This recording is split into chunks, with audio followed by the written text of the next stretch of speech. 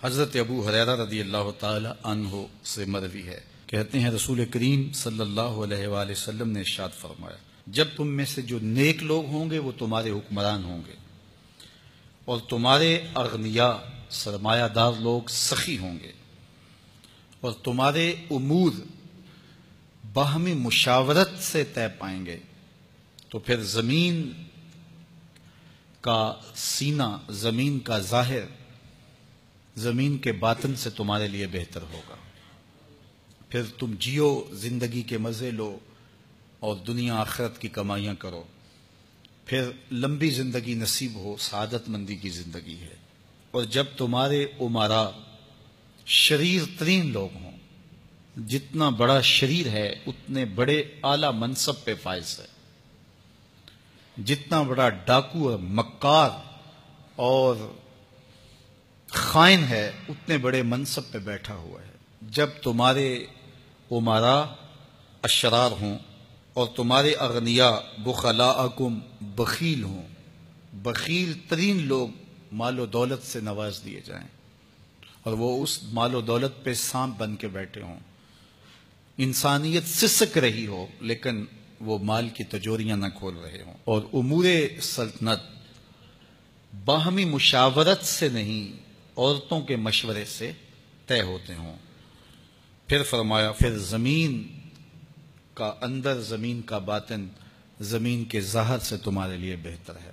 اب موجودہ حالات کی ترجمانی کرتے ہوئے ایک حدیث ملاحظہ کیجیے۔ رسول رحمت صلی اللہ علیہ وآلہ وسلم نے ارشاد فرمایا، ایک وقت آئے گا کہ امتیں تمہارے اوپر اس طرح ٹوٹ پڑیں گی جس طرح بھوکے پیالے پر ٹوٹ پڑتے ہیں۔ ایک شخص نے عرض کی، یا رسول اللہ صلی اللہ علیہ وسلم، کیا اس وقت ہم تھوڑے ہوں گے؟ فرمایا، تم بہت سارے ہوگے، لیکن مثال ایسے ہوگی جس طرح سیلاب کے پانی کے اوپر اٹھتی ہوئی جھاگ ہوتی ہے، تو وہ دیکھنے میں تو دور تک اس کا پھیلاؤ ہوتا ہے لیکن وہ بے وزن، بے توقیر اور بے طاقت ہوتی ہے۔ دلوں میں تمہارے وہن ہوگا، وہن کی وجہ سے دشمن کے دل میں تمہارا ذرا برابر خوف نہیں ہوگا۔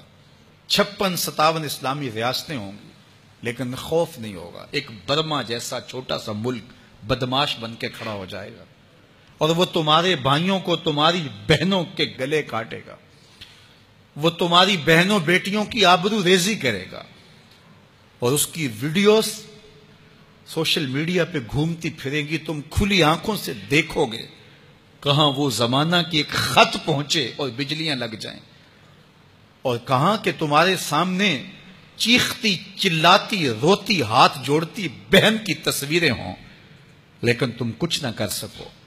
چھوٹے چھوٹے ملک بدماش بن جائیں گے اور تم کچھ نہیں کر پاؤ گے۔ کہا، یہ کیوں ہوگا؟ اس لیے کہ تمہارے سینے میں وہن پیدا ہو جائے گا۔ ایک شخص نے عرض کی، یا رسول اللہ، یہ وہن کیا ہے؟